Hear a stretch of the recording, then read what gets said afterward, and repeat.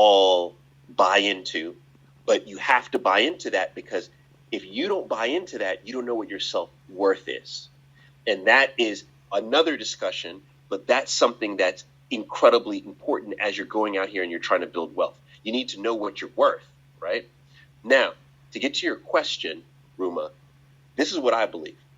When I talk to entrepreneurs like Denta, who I talked to today, right, who is extraordinary.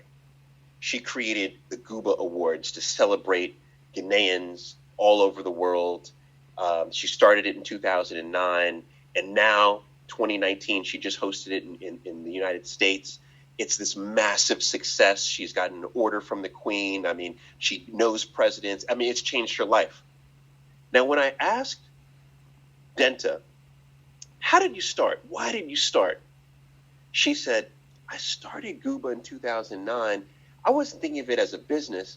I just started because I knew that Ghanaians needed more recognition. So that's why I started it.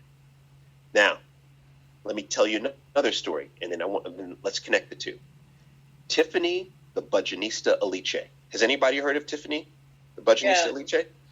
She is in the United States from Nigerian heritage. She owns one of the fastest growing companies, Black woman, one of the fastest growing companies in the United States. She went from $150,000, she went from being $300,000 in debt to, in less than 10 years, running a company that does over 10 million in sales. Now, when I asked Tiffany on the podcast, I said, Tiffany, why did you start? So she helps people with financial planning. And I said, why did you start financial planning? Did you do it as a business or what? Why? She said, no. She said, I just knew that people needed help with their finances because I needed help with my finances. So I just did what I could to help, right? Do you see the similarity between those two? They just started helping. And the way that I like to look at it is, imagine if all of us are drowning in a pool of water. Would you stop to try to sell us life preservers? Or would you just start grabbing people and helping people, right? Now, as you grab people and you grab me, or you grab Kemi, you grab Tosin. Actually, you don't have to grab Tosin. He's probably an Olympic swimmer, right? You don't have to grab him, right? But as you start grabbing people and then you start turning to shore, you'll start to notice, wow, I can kick really strong. I have a great breaststroke. My arm grip is strong, right? Or I'm able to, as we're swimming along and I'm holding them, I'm really good at calming them down. Whatever it may be, it's in the act of doing that your greatness and your purpose will be unveiled to you.